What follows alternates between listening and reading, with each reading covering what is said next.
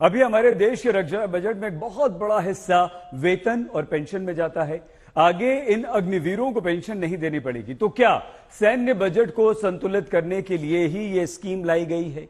अगर हां, तो फिर उन सदन वीरों की पेंशन और भत्तों पर कैंची क्यों नहीं चलती, जिनके करोड़पति होने के बावजूद देश में सालाना सैकड़ों करोड़ रुपए पूर्व विधायक, पूर्व सांसदों की पेंशन पर खर्च किया जाता है। आपकी टीवी स्क्रीन पर एक तरफ सेना में भर्ती के लिए जाने वाले युवा हैं, जो राष्ट्र सुरक्षा का एहसास हमेशा देते आए, क्योंकि उन्हें उनके परिवार और भविष्य की सुरक्षा का भरोसा हमेशा रहा। अब नई योजनाओं में युवाओं के मन में भरोसे का संकट। दूसरी तरफ राजनेता है, जिनकी भविष्य की राजनीति और समाज सेवा का चाहे अता पता भी न रहे, लेकिन इनके भविष्य की सुरक्षा का भरोसा हमेशा इनके पास रहता है। 4 साल के लिए एक नए सैनिक को ले रहे हैं, उसके बाद उसको भी रिटायर कर रहे हैं। तो एक विधायक है, वो 5 साल के लिए रह रहा है, उसको उसके बाद मिल रहा है पेंशन। अग्निवीर 4 साल देश सेवा करने के बाद पेंशन के हकदार नहीं रहेंगे, लेकिन सदन वीरों की स्थिति देख लीजिए।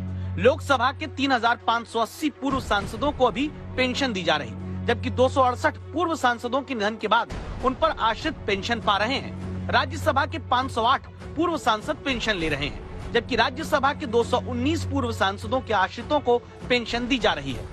2017-18 के आंकड़ों के मुताबिक देश में जहां पूर्व सांसदों की पेंशन पर हर महीने 58 करोड़ रुपए खर्च हो रहे थे, 2018-19 में पूर्व सांसदों की पेंशन पर खर्च बढ़कर 70 करोड़ 50 लाख रुपए प्रति महीने हो गया।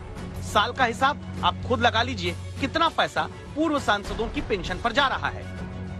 आपकी सैलरी आपके काम के आधार पर हर साल आपके अधिकारी तय करते होंगे।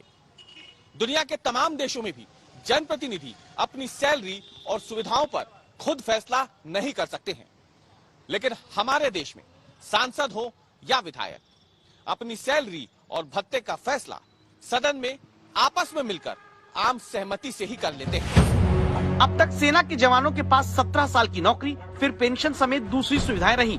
इसी सामाजिक सुरक्षा के दम पर जवान देशवासियों को राष्ट्र सुरक्षा का एहसास देते आ रहे हैं। अगर फंड मुद्दा वहाँ है, तो फिर नेताओं के लिए क्यों नहीं?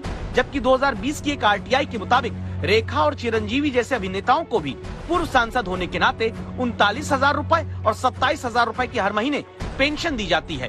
कई बड़े उद्योगपति भी देश में अभी पूर्व सांसद होने के नाते महीने के 25,000 रुपए की पेंशन अपने खाते में पाते हैं। लोकसभा में 88% सांसद, देश में 78% विधायक करोड़पति हैं।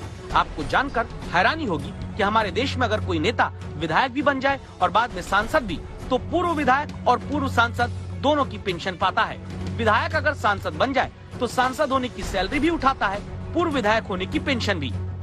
उत्तर प्रदेश, मध्य प्रदेश, राजस्थान समेत कई राज्य हैं जहां पूर्व विधायक 8-8 कार्यकाल तक की पेंशन ले रहे हैं। मतलब करोड़पति विधायक और सांसद पूर्व होकर भी संपूर्ण पेंशन का फायदा सुकून से पाते हैं। एक नहीं, कई कार्यकाल की। वजह मध्य प्रदेश के विधानसभा अध्यक्ष से सुनिए। जैसे विधायक कई बार हो गए, तो उसका भी 1,500 के हिसाब से जो प्रति उनका आता है, एक टेन्योर आता है, उस टेन्योर के हिसाब से उतना बढ़ जाता है उनका।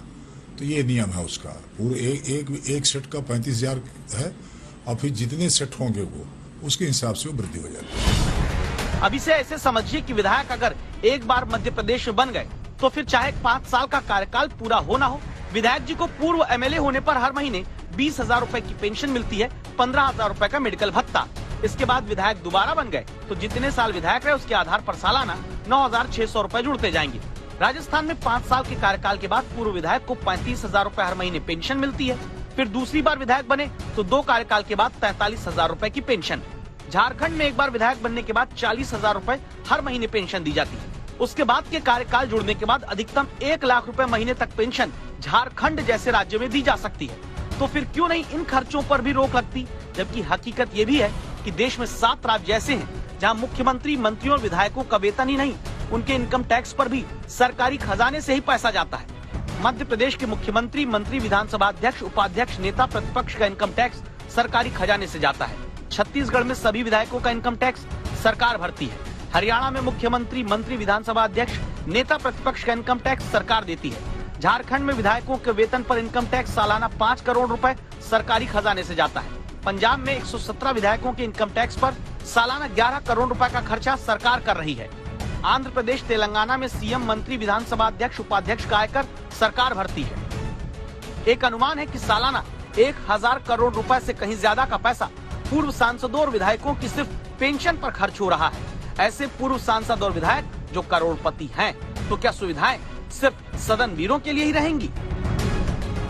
आज तक ब्यूरो।